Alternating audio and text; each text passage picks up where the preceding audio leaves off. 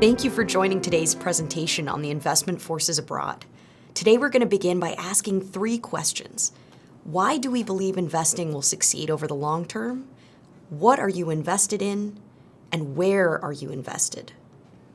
So why do we believe investing will succeed over the long term? Sticking to the US has worked well in recent years. Why look to new shores when it's smooth sailing at home? There's reason to still think abroad. Portfolios that are diversified across sectors, asset classes, and regions tend to see better outcomes. The second question is, what are you invested in? Most likely stocks, bonds, and perhaps some alternatives. Great start so far. While each play their own role in your portfolio, stocks for growth, bonds for capital preservation and income, and alternatives for potential outsized or uncorrelated returns, you may be missing an important consideration. Lastly, where are you invested? Odds are that your portfolio is going to be more concentrated in the US. And for good reason, too. US stocks have done remarkably well in the last decade.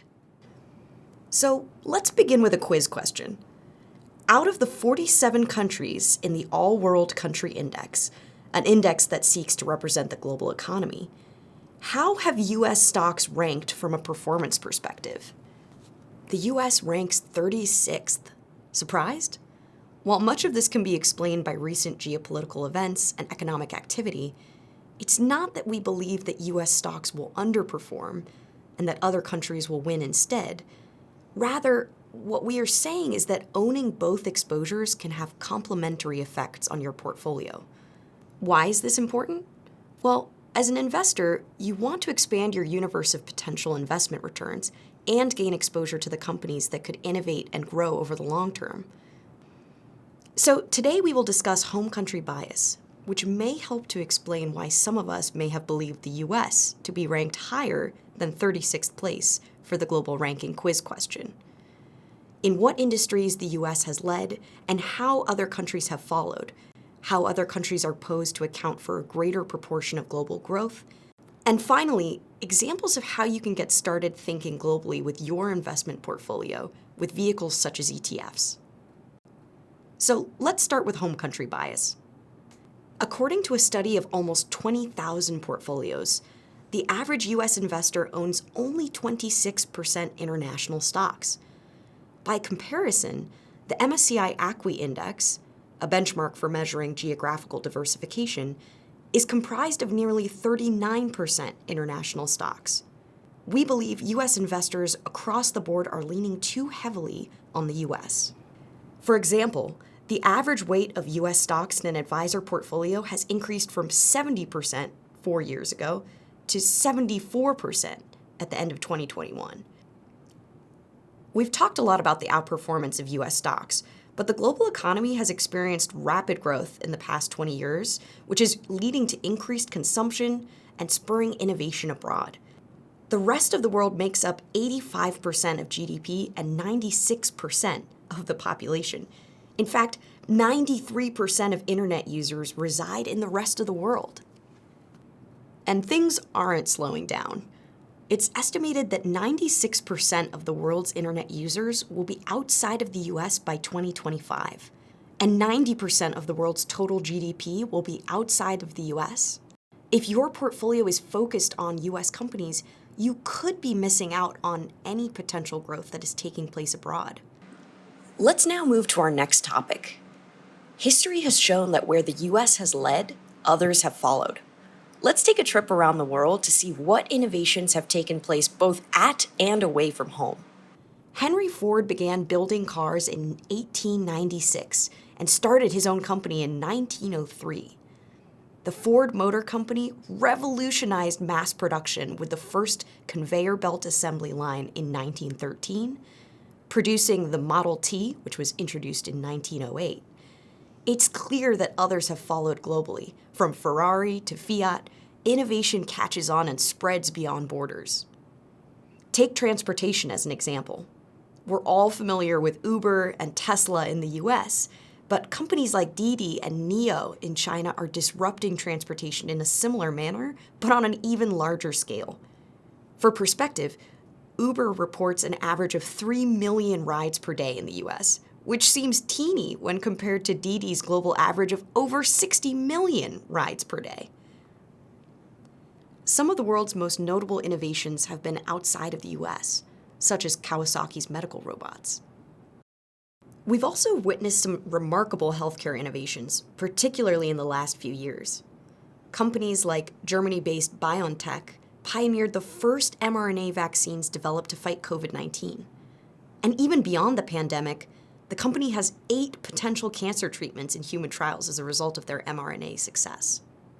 Telecommunications is a great example, with the invention of the Bell telephone in the US in 1876 to the Samsung foldable phone in South Korea today. Virtual communication has changed dramatically.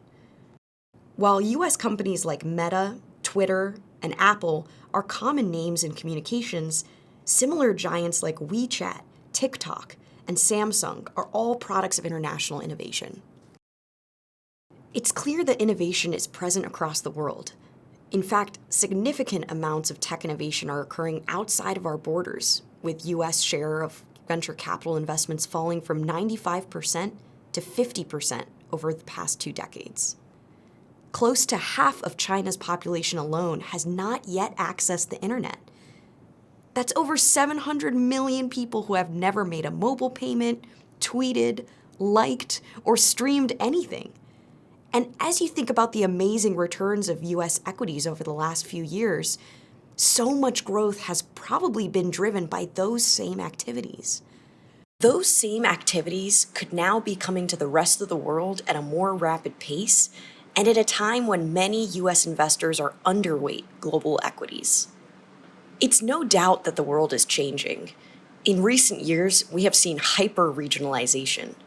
From COVID disruptions to trade tensions, our view at iShares is that the trend towards deglobalization could continue, and it could be harder to capture international exposure through a US-only lens. Conventional wisdom would tell us that US companies are in fact exposed to global growth. After all, US companies experienced 11% growth in foreign revenues a decade ago. Fast forward to today, and that picture is very different. US companies are only experiencing foreign revenue growth of 3%. In other words, as emerging economies have matured and grown, more local companies are capturing a bigger share of bigger pies. 5G is the 5th generation mobile network and the new global wireless standard. It has the power to transform the way that we connect. Faster download speeds, lower latency, and more capacity and connectivity across billions of devices. But did you know that Asian economies, such as South Korea and China, boast the most cities with 5G coverage in the world? Growth and innovation will continue both in the US and abroad, but opening our eyes to the opportunities away from home will be crucial in the coming years. So, how should one think about global stocks in the context of a portfolio? Well, too much of a good thing may have some drawbacks. There's concentration in the FANG-M cohort of technology firms in the US, and most investors, just by holding the S&P 500, are very exposed to these firms, introducing concentration risk. Speaking of risk, looking abroad doesn't necessarily mean more risk. In fact, adding international equities can lower overall risk. As demonstrated by the chart on the right, a US-only portfolio has a 1-year estimated risk, or standard deviation, of 16% versus 14% for a global equity index allocation with 40% in international markets. And just as globalization has resulted in greater interconnectedness amongst businesses and products, it has also allowed for more global market access. ETFs and mutual funds allow investors to travel anywhere in the search for opportunity. There are a number of ways to access international investments. Broad funds spanning from core, sustainable to active, as well as targeted funds through megatrends and precision. iShares offers a broad range of ETFs that seek to track indexes all over the world. For broad international investing, our core lineup includes funds like IXUS for broad international exposure across developed and emerging market companies, IEFA for exposure to stocks in Europe, Australia, Asia, and the Far East, and IEMG for emerging market stocks. These ETFs can help investors build diversified international exposure into their portfolios. iShares also offers sustainable options for investors with funds like ESGD for Sustainable Developed International Exposure and ESGE for Emerging Markets Exposure. As you may be able to tell, international ETFs can help investors gain exposure to a diverse set of international companies. Some of you may be familiar with NBC's televised talent competition, America's Got Talent. And you've been flabbergasted by 15 seasons of American singers, dancers, magicians, and more. If any of you have heard the melodious voice of Susan Boyle from Britain's Got Talent, you'll know that this show was not a US exclusive. Countries like Germany, New Zealand, and Malaysia, just to name a few, all have their Got Talent shows. And while I'm still perfecting my Simon Cowell impersonation, the point of bringing up this show is to say that while we all have considerable talent and opportunities for innovation here, so do more than 47 other countries in the world. Hopefully you've learned the reasons why we should challenge traditional home country bias and remember that the rest of the world may be an essential ingredient in a diversified portfolio. Thank you for joining us today, and we hope that this has been an informational look at investing internationally. Visit iShares.com to view a prospectus which includes investment objectives, risks, fees, expenses, and other information that you should read and consider carefully before investing. Investing involves risk, including possible loss of principal.